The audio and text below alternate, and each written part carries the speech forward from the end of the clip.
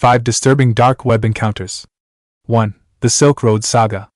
Our first story takes us to the infamous Silk Road, once the Amazon of illegal goods.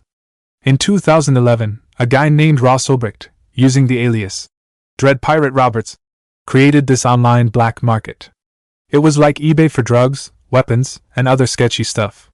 Silk Road operated on the dark web, using Bitcoin for payments.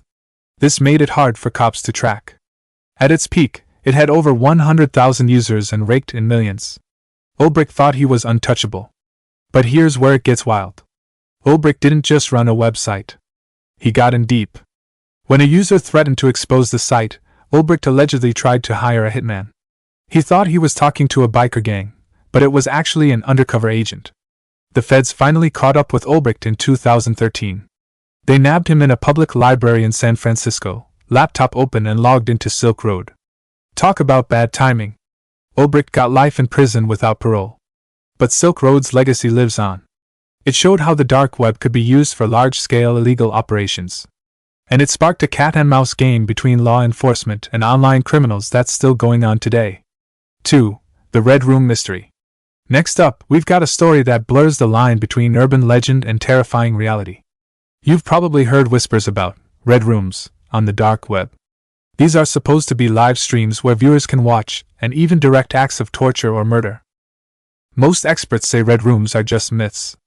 The dark web's too slow for live streaming, they say. But in 2014, a story emerged that made people wonder. A Japanese teenager known only as Noriaki G claimed he'd found a red room link on a dark web forum. Curious, he clicked it. What he saw haunted him.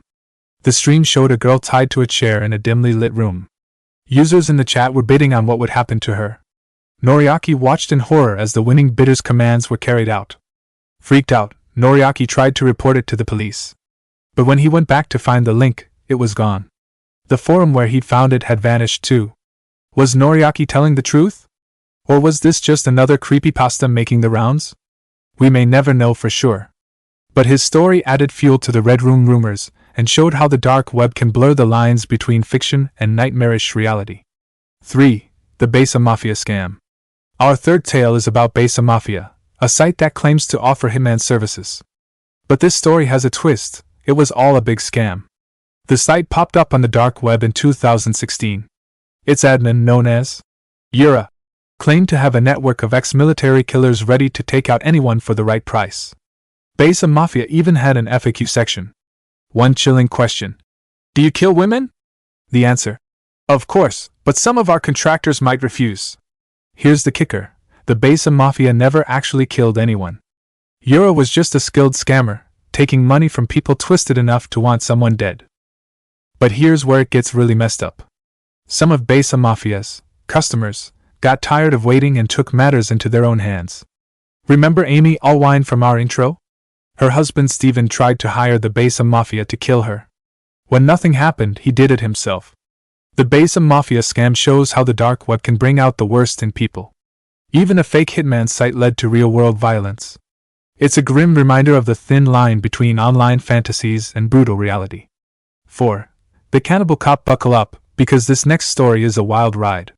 In 2012, New York City police officer Gilberto Valle got arrested for a seriously twisted plot. His wife had found some disturbing stuff on his computer, detailed plans to kidnap, kill, and eat women. Valle had been active on dark web forums for cannibals. He shared women's personal info, discussed recipes, and planned abductions. He even used police resources to research potential victims. But here's the twist. Valle never actually hurt anyone. His lawyers argued it was all just a twisted fantasy. They said he was role-playing and never intended to act on his plans.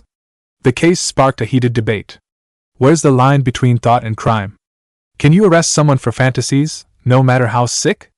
Valle got convicted at first, but an appeals court overturned it. They said there wasn't enough evidence he was going to act on his plans. Valle walked free, but his life was ruined. He lost his job and his family. The Cannibal Cop case shows how the dark web can be a playground for the darkest parts of human nature.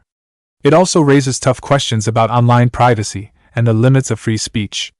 How do we balance personal freedom with public safety in the digital age? 5. The Dark Web Drug Lords.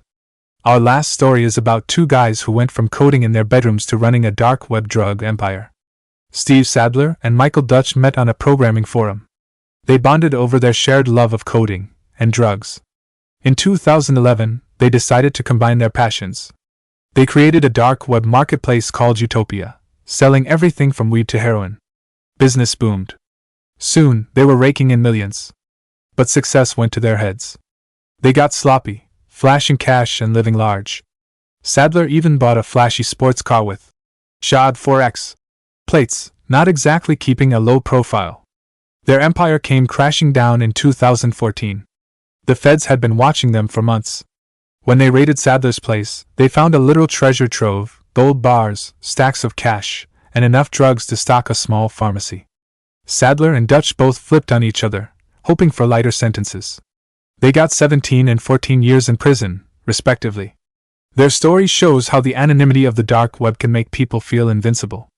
But in the end, old-fashioned police work still wins out. So, which story gave you the biggest chills? Drop a comment below and let us know. And if you've got a scary story of your own, share it. Who knows, it might end up in our next video.